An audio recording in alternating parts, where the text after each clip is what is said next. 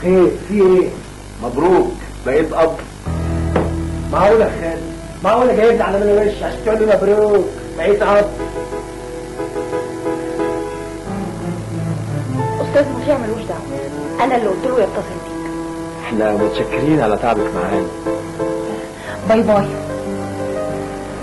السلام عليكم.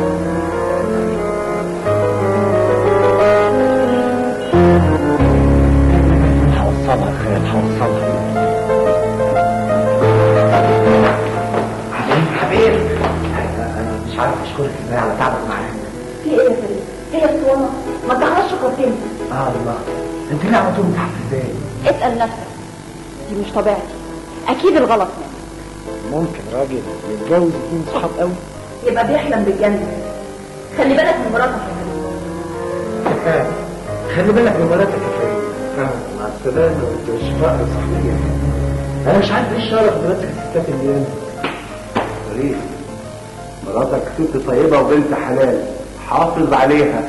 طبعا، ما انت لازم تدافع عنها، مش جايباك وبعتها لك عشان تشهدك عليا. ما تظلمش الهام يا فريد.